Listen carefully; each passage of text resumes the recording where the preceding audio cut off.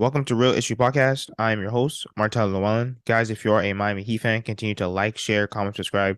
Thank you for all the support. If you're an NBA fan, subscribe to the channel, and thank you for all the support. So Damian Lillard says, I don't have much of an appetite for building with guys 2 and 3 years away and not really going after it. But Dame, once again, you're doing it to yourself.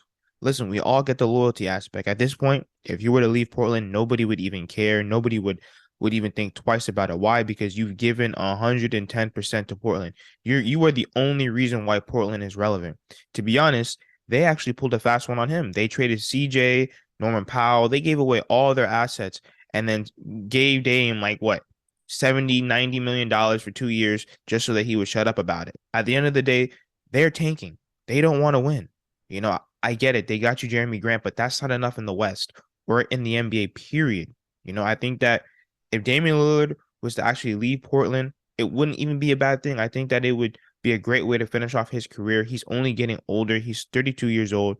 I still think that he's a great point guard. I still think that he can give a contending team a great shot at getting the title. It really all just comes down to him. Does he want to win?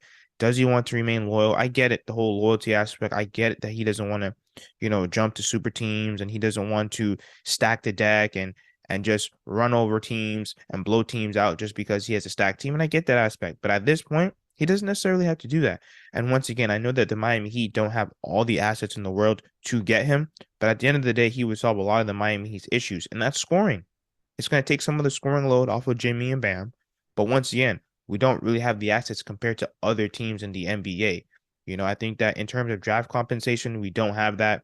The Knicks, they have a bunch of draft picks. The Jazz, a lot of other teams and a lot of better contending teams have a lot of draft picks.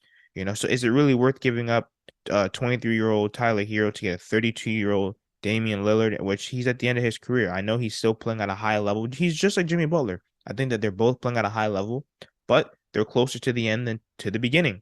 And in my opinion, it's not really worth giving up, Nikola Jovic, Tyler Hero, all of our draft compensation for an older player, in my opinion. If we can get him another way, fine, so be it. But I doubt even that we'll be even able to get him just due to the assets that we have. But we'll see. He would have to force his way to the Miami Heat for us to really be able to land him here. But at the end of the day, if Damian Lillard is really tired of the whole rebuilding, not even making the play-in tournament, not making the playoffs, it really all comes down to him. Like I said, he's very honorable for staying with the team, making Portland even relevant for all these years. I think that Portland really owes him a lot. But at the end of the day, if you want to win, man, it's time to go because the Portland Trailblazers are like 3 moves away from even being a contender. But let me know what you guys think in the comments. Like, share, comment, subscribe as we continue to push to 2,000 subscribers.